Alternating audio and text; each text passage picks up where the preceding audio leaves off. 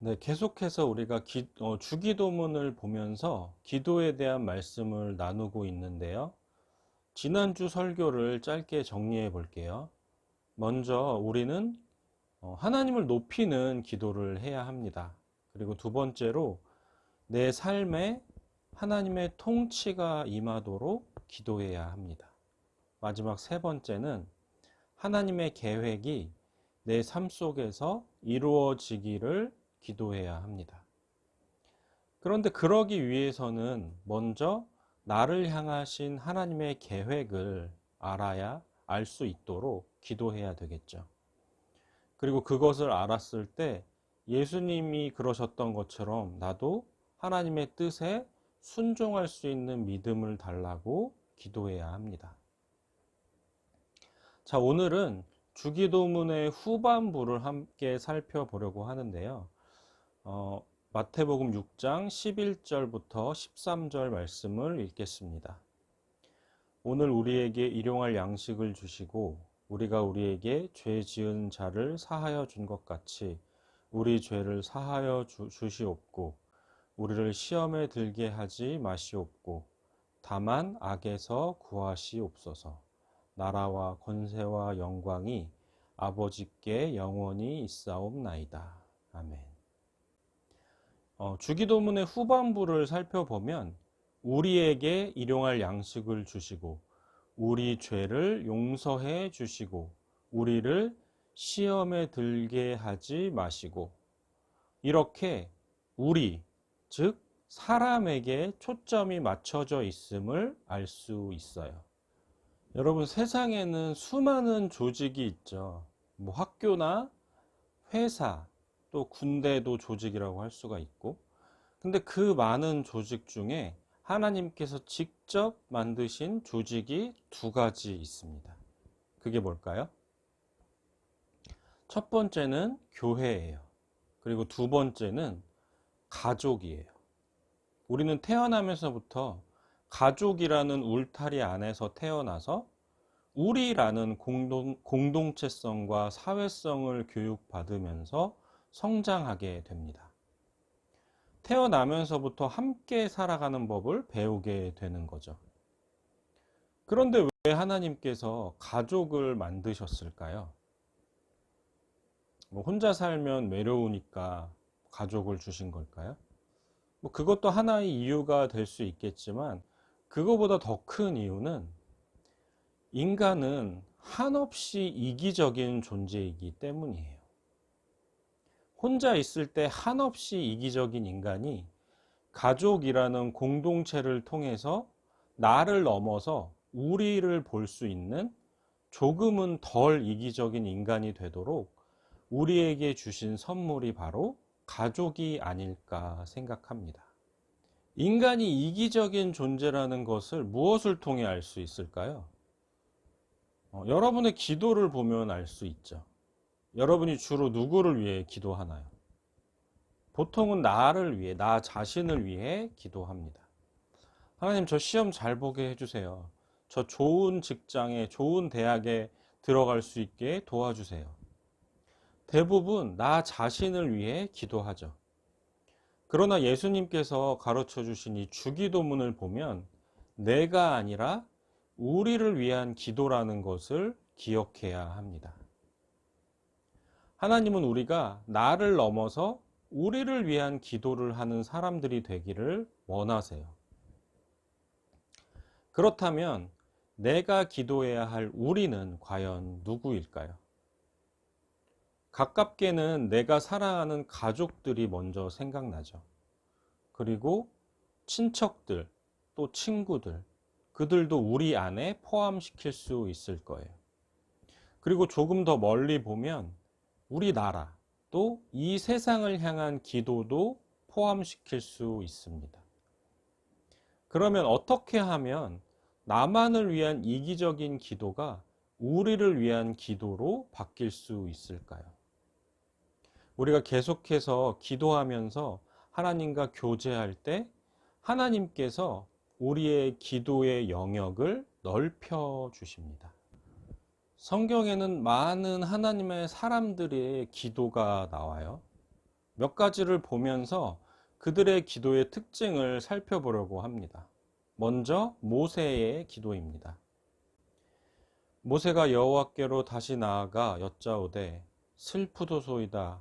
이 백성이 자기들을 위하여 금신을 만들었사오니 큰 죄를 범하였나이다. 그러나 이제 그들의 죄를 사하시옵소서. 그렇지 아니하시오면 원하건대 주께서 기록하신 책에서 내 이름을 지워버려 주옵소서. 아멘. 하나님께서 모세를 통해 이집트에서 노예 생활을 하고 있던 이스라엘 백성들을 구해내셨어요. 그런데 얼마 지나지 않아서 그들이 모세가 잠시 자리를 비운 사이에 금송아지를 만들어서 그것에게 절하면서 그것을 자기들의 신으로 섬기기 시작했어요. 하나님께서 그 모습에 분노하셔서 모세에게 이렇게 말씀하셨습니다. 내가 그들에게 진노하여 그들을 이 땅에서 다 쓸어버리고 너를 통해서 큰 민족, 큰 나라가 되게 하리라. 그때 모세가 하나님께 드린 기도가 바로 우리가 앞에서 살펴본 모세의 기도입니다. 모세가 누구를 위해 기도했나요? 자기 자신이 아니라 이스라엘 백성들을 대신해서 하나님께 기도하고 있습니다. 그냥 단순히 하나님 도와주세요. 하나님 이것 좀 해주세요. 이렇게 뭔가를 바라는 기도를 하는 것이 아니라 모세 자기 자신의 이름이 하나님의 생명책에서 지워지는 것을 각오한 아주 절박한 기도의 내용입니다.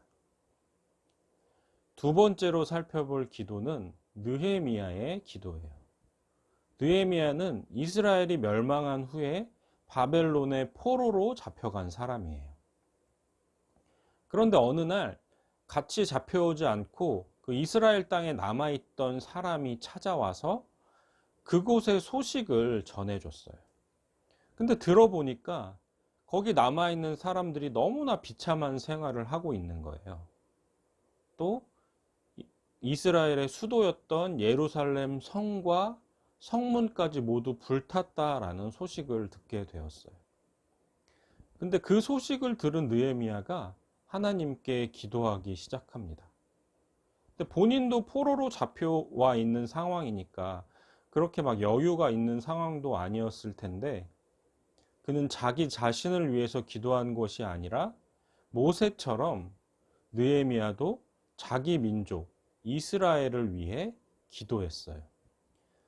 옛적에 주께서 주의 종 모세에게 명령하여 이르시되 만일 너희가 범죄하면 내가 너희를 여러 나라 가운데에 흩을 것이요 만일 내게로 돌아와 내 계명을 지켜 행하면 너희 쫓긴 자가 하늘 끝에 있을지라도 내가 거기로부터 그들을 모아 내 이름을 두려고 택한 곳에 돌아오게 하리라 하신 말씀을 이제 청하건대 기억하옵소서. 이들은 주께서 일찍이 큰 권능과 강한 손으로 구속하신 주의 종들이요 주의 백성이니이다. 아멘. 이처럼 모세나 느헤미야 같은 하나님의 사람들의 기도의 공통점은 내가 아닌 우리를 위한 기도를 했다는 것을 알 수 있습니다. 그런데 그들이 처음부터 우리를 위해 기도하는 사람들이었을까요? 여러분, 모세가 태어날 때부터 민족의 지도자였을까요? 그가 자기 민족을 위해서 기도하는 사람이었을까요? 아니에요. 모세는 80세에 하나님께서 그를 부르시기 전까지 인생의 밑바닥에서 허우적거리던 사람이었어요. 하나님께서 그런 모세를 만나 주셨고 그가 계속해서 기도를 통해 하나님과 교제하면서 하나님께서 모세의 기도의 영역을 점점 넓혀 주신 거예요. 여러분도 마찬가지예요.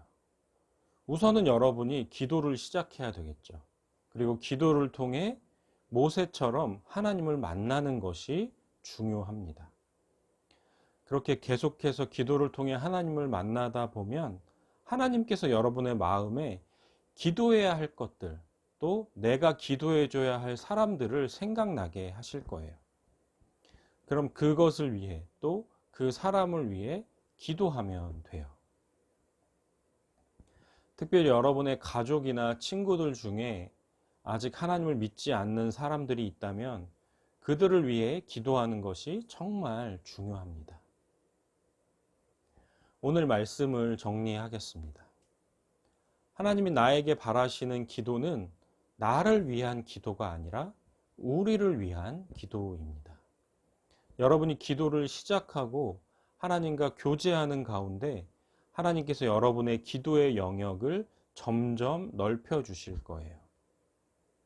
여러분의 기도가 나를 넘어서 가족과 친구들을 위한 기도로, 더 나아가서 우리나라와 온 세상을 위한 기도로 성장해 가기를 간절히 소망합니다.